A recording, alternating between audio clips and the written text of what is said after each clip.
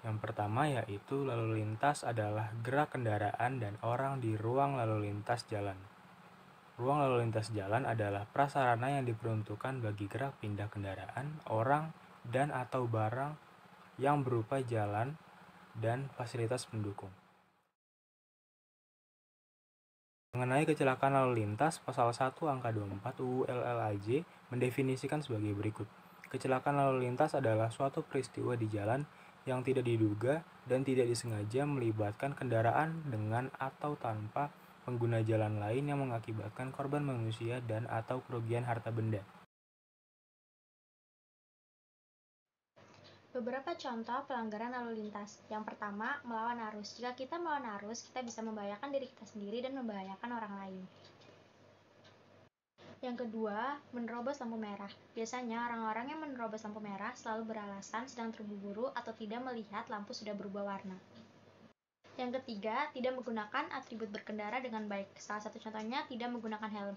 Biasanya orang-orang yang tidak menggunakan helm beralasan karena jarak tempuh yang dekat dan merasa tidak nyaman.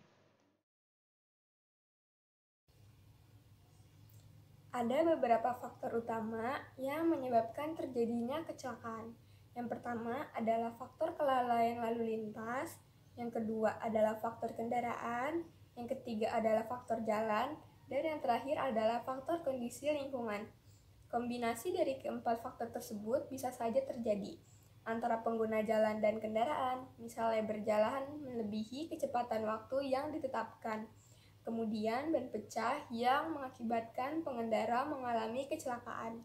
Di samping itu ada pula faktor dari kondisi lingkungan, seperti hujan, jalanan licin, dan tikungan tajam. Tetapi bagaimanapun faktor manusia sebagai penyebab utama kecelakaan yang paling dominan dibandingkan faktor-faktor yang lain. Selanjutnya saya akan menjelaskan hubungan etika dan lalu lintas. Nah, etika itu sendiri adalah suatu sikap atau pedoman yang mengatur hubungan manusia dengan manusia lain dalam berlalu lintas. Etika lalu lintas sendiri itu hampir sama dengan tenggang rasa atau sikap saling menghargai, disiplin, dan mentaati peraturan. Dan di sini yang dimaksud itu adalah dalam berkendara kita harus mementingkan keselamatan orang lain juga selain keselamatan sendiri. Dalam kata arti, kita harus berkendara dengan safety agar tidak membahayakan orang lain dan tidak menyebabkan kecelakaan.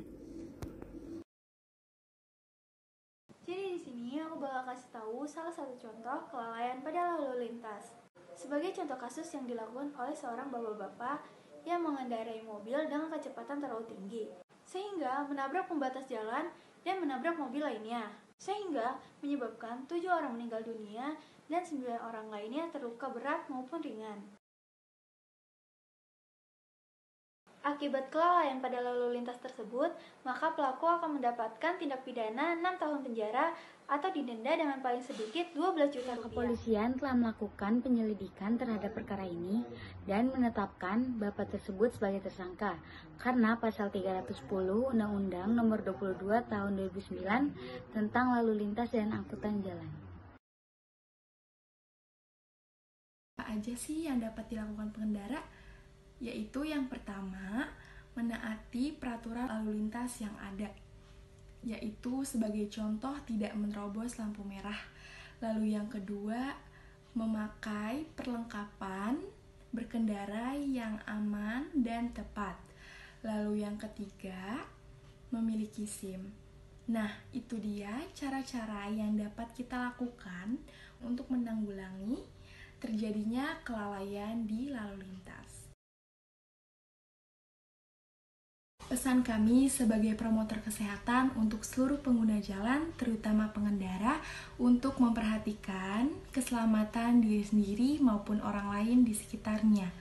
Untuk menanggulangi hal-hal yang tidak diinginkan terjadi di jalan, maka ada baiknya untuk seluruh pengendara memperhatikan safety driving ketika berkendara.